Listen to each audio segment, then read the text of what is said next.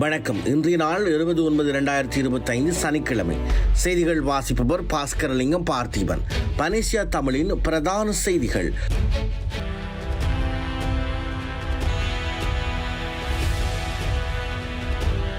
ஜனாதிபதி மற்றும் பிரதமர் உள்ளிட்ட முக்கியஸ்தர்களுக்கு ஏற்பட்டுள்ள உயிர் ஆபத்து. ஆயுதத்தால் ஆட்சியை கைப்பற்ற மாட்டோம், மனோவின் அதிரடி அறிவிப்பு. பலிகாம் மேற்கு பிரதேச சபையில் தியாக தீபம் திலீபனுக்கு அஞ்சலி. இலங்கையில் அதிகரித்து வரும் இணையவழி பாலியல் துஷ்பிரயோகம், அதிர்ச்சி தகவல். விண்வெளியில் உடல் உறுப்புகள் கட்டுப்பாடின்றி செயல்படும், சுபான்சா சுக்லா தெரிவிப்பு. தொடர்வது விரிவான செய்திகள். முதலில் தாயக செய்திகள். ஜனாதிபதி, பிரதமர் மற்றும் அமைச்சர்கள் உள்ளிட்ட பிரமுகர்கள் கலந்து கொள்ளும் நிகழ்வுகளின் போது அதிக பாதுகாப்பு மற்றும் எச்சரிக்கையுடன் செயல்படுமாறு அனைத்து மூத்த காவல்துறை அதிகாரிகளுக்கும் போலீஸ் மா அதிபர் பிரியந்த வீரசூரிய உத்தரவிட்டுள்ளதாக தகவல்கள் வெளியாகியுள்ளது. பிரமுகர்கள் கலந்து கொள்ளும் நிகழ்வுகளுக்கு முப்படையினர், காவல்துறையினர் போன்ற பல்வேறு சீருடைகளை அணிந்திருப்பவர்கள் தொடர்பிலும் அதிக கவனம் செலுத்தி ஆய்வு செய்ய வேண்டும் என காவல்துறை மா அதிபர் அறிவுறுத்தியுள்ளார். காவல்துறை மா அதிபர் இந்த உத்தரவை 15ஆம் நாள் ஒரு சிறப்பு சுற்றறிக்கை மூலம் அறிவித்துள்ளார். அதற்கமைய அனைத்து மூத்த காவல்துறை அதிகாரிகள், பிரிவு அதிகாரிகள், உதவி காவல்துறை அதிகாரிகள் மற்றும் தலைமை காவல்துறை அதிகாரிகளுக்கு உத்தரவுகள் பிறப்பிக்கப்பட்டுள்ளன. ரத்னபுரி கொஸ்பெலவின பகுதியில் 73 வயதுடைய சட்டத்தரணி ஒருவரின் வீட்டில் இலங்கை வெளிநாட்டில் தயாரிக்கப்பட்டதாக சந்தேகிக்கப்படும் பல துப்பாக்கிகளை ரத்னபுரி காவல்துறை கண்டுபிடித்துள்ளனர்.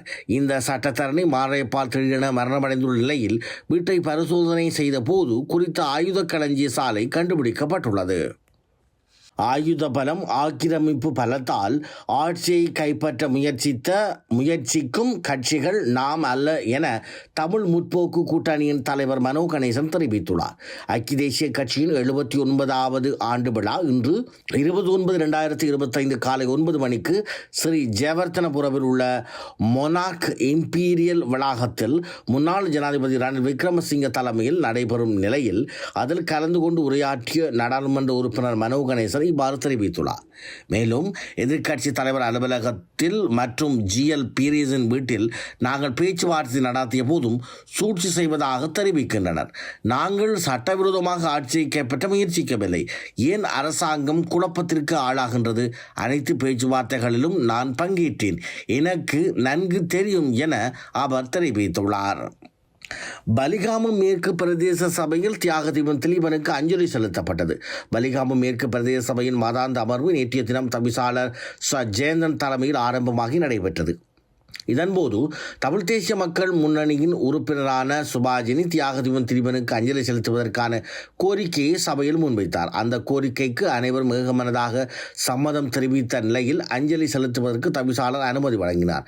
அதன் பின்னர் 2 நிமிட அகவணக்கம் செலுத்தி உறுப்பினர்கள் அனைவரும் இணைந்து ஈகை சுடர்களேற்றி தியாக தீபத்திற்கு உணர்வு ரீதியாக அஞ்சலி செலுத்தினர். இதன்போது தேசிய மக்கள் சக்தி, இடமக்கள் ஜனநாயக கட்சி, ஐக்கிய தேசிய கட்சியின் உறுப்பினர்கள் அஞ்சலி செலுத்தியமை குறிப்பிடத்தக்கது. ஐக்கிய தேசிய கட்சியின் 79வது ஆண்டு விழாவில் தமிழரசு கட்சியின் முன்னாள் தலைவர் ரா சம்பந்தனுக்கும் நினைவஞ்சலி செலுத்தப்பட்டது. ஐக்கிய தேசிய கட்சியின் 79வது ஆண்டு விழா இன்று காலை 9 மணிக்கு ஸ்ரீ ஜெயவர்தனபுரவில் உள்ள மொனார்க் இம்பீரியல் வளாகத்தில் ரணில் விக்ரமசிங்க தலைமையில் ஆரம்பமாகி நடைபெற்று வருகின்றமை குறிப்பிடத்தக்கது. 10 வருடத்திற்கு முன்னர் 4ஆம் வகுப்பு மாணவியை தனது வாகனத்திற்குள் வைத்து பாலியல் துஷ்பிரயோகம் செய்ததாக குற்றம் சாட்டப்பட்ட 68 வயது பாடசாலை வாகன சாரதிக்கு கொழும்பு உயர்நீதிமன்றம் 25 ஆண்டுகள் கடுகுடிய சிறை தண்டனை விதித்தது. உயர்நீதிமன்ற நீதிபதி RSS சபுவிதா கடந்த வியாழக்கிழமை அத்தகைய குற்றங்களுக்கு தண்டனை சட்டத்தின் கீழ் பரிந்துரைக்கப்பட்ட அதிகபட்ச தண்டனையை விதித்தார். ஒரு குழந்தையின் தந்தையான குற்றவாளி பாதிக்கப்பட்டவருக்கு ரூபாய் 30,000 அபராதமும் ரூபாய் 5 லட்சம் இழப்பீடும் செலுத்த உத்தரவிட்டார். பணம் செலுத்த தவறினால் கூடுதல் சிறை தண்டனை விதிக்கப்படும் எனவும் அவர் தெரிவித்துள்ளார். கிளிநொச்சியில் கைவிடப்பட்ட வீடொன்றுக்கு அருகே மறைத்து வைக்கப்பட்டிருந்த 18.5 கிலோ கேரளா கஞ்சா பொதிகளை காவல்துறையினர் கைப்பற்றியுள்ளனர். கிளிநொச்சி மாவட்ட போலீஸ் அத்தியட்சகருக்கு கிடைத்த ரகசிய தகவலின் அடிப்படையில் தருமபுரம் பகுதியில் இன்று கிளிநொச்சி காவல்துறை விசேட குற்றத்தடுப்பு பிரிவினர் மேற்கொண்ட தீவிர சோதனையின் போதே குறித்த கஞ்சா பொதிகள் மீட்கப்பட்டுள்ளன. இந்த நிலையில் கைப்பற்றப்பட்ட கஞ்சா பொதிகள் தருமபுரம் காவல் நிலையத்தில் ஒப்படைக்கப்பட்டுள்ள நிலையில் இது தொடர்பான மேலதிக விசாரணைகளை தருமபுரம் காவல்துறையினர் முன்னெடுத்து வருகின்றனர்.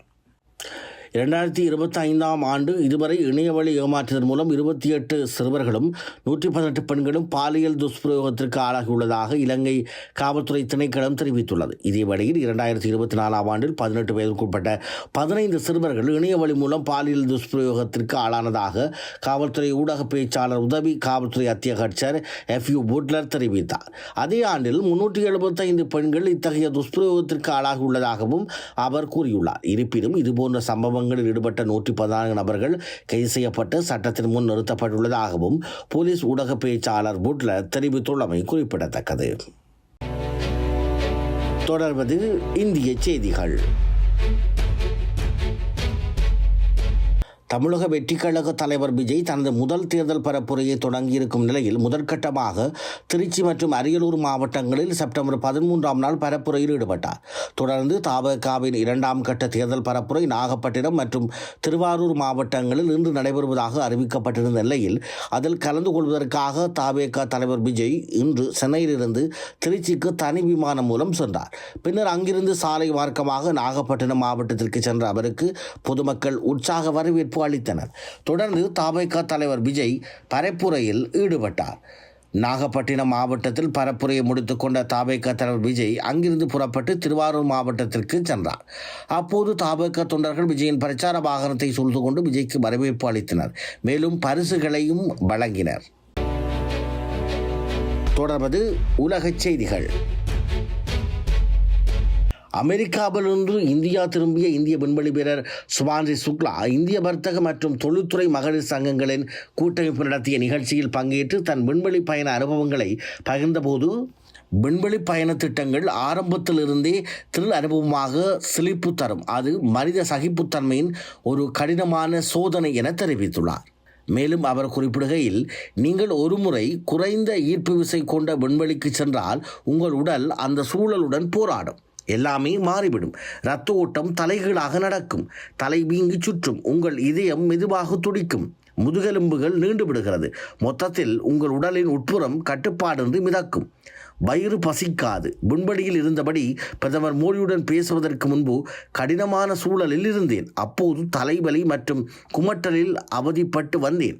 விண்வெளியில் நோய்வாய்ப்பட்டால் நீங்கள் மருந்து எடுத்துக்கொள்ள முடியாது. நீங்கள் குமட்டலுக்கான மருந்து எடுத்தால் அது உங்களை மயக்கமடைய செய்யும். இவ்வாறு அவர் தனது அனுபவத்தை பகிர்ந்துள்ளார். சீனாவுடன் வர்த்தக ஒப்பந்தம் செய்து கொள்ள முயற்சிப்பதால் தாய்வானுக்கு $400 மில்லியன் அதிகமான இராணுவ உதவி தொகுப்பை அங்கீகரிக்க ஜனாதிபதி டொனால்ட் ட்ரம்ப் மறுத்துவிட்டதாக வாஷிங்டன் போஸ்ட் தெரிவித்துள்ளது. இதனால் அந்த கோடையில் தாய்வானுக்கு ஏற்றுமதி செய்யவிருந்த வெடிமருந்துகள், ட்ரோன்கள் உள்ளிட்டவை நிராகரிக்கப்பட்டது. ப்ளூம்பர்க் செய்தியின் கருத்துக்கான கோரிக்கைக்கு வெள்ளை மாளிகை உடனடியாக பதிலளிக்கவில்லை. தைபேயில் உள்ள அமெரிக்காவின் நடைமுறை தூதரகம் இது குறித்து விசாரணைக்கு பதிலளிக்கவில்லை. மேலும் தாய்வான் பாதுகாப்பு அமைச்சு இந்த விடயத்தை ஆராய்ந்து வருவதாக கூறியுள்ளது. பிரான்சின் புறநகர் பகுதியில் அமைந்துள்ள நந்தியார் தமிழ் சங்கம் இன்று புதிய பாடத்திட்டத்தின் கீழ் தனது கல்வி நடவடிக்கைகளை தொடங்கியுள்ளது. அந்த வகையிலே அனைத்துலக கல்வி மேம்பாட்டு பேரவையின் ஏற்பாட்டின் கீழ் புதிய பாடத்திட்டம் தற்பொழுது பிரான்சில் நடைமுறைப்படுத்தப்பட்டு வருகின்றது. அந்த வகையில் இன்றைய தினம் தியாகதீபம் திலீபன் அவர்களின் நினைவு வணக்கத்தோடு ஆரம்பிக்கப்பட்ட இந்த புதிய பாடத்திட்டத்தின் கீழ் தாய்மொழி கல்வியானது ஆரம்பமாகியுள்ளது. இன்றைய நாளில் சகோதர மொழியை தாய்மொழியாக கொண்ட பிரெஞ்சு மாணவர்கள் தமிழ் மொழியை கற்பதற்கு புதிதாக இணைந்து கொண்டமை தமக்கு உற்சாகம் அளிப்பதாக இருப்பதாக பள்ளி நிர்வாகம் தெரிவித்துள்ளது. தொடர்ந்து தாய்மொழி கல்வியோடு ஆங்கிலம், பிரெஞ்சு மொழி கல்வி, நடனம், மிருதங்கம் உள்ளிட்ட கற்றல் நடவடிக்கைகளும் விரைவில் ஆரம்பிக்கப்பட இருப்பதாக பள்ளி நிர்வாகம் தெரிவித்துள்ளது. இத்துடன் பனேசியா தமிழின் பிரதான செய்திகள் நிறைவு பெறுகிறது. செய்திகளை உடனுக்குடன் தெரிந்து கொள்ள பனேசியா தமிழ் நியூஸ் வலையொலியை சப்ஸ்கிரைப் செய்யுங்கள். நேரலையில் www.panesiatamil.tv என்ற இணையதளம் வாயிலாக தொலைக்காட்சியை பார்வையிடலாம். நன்றி, வணக்கம்.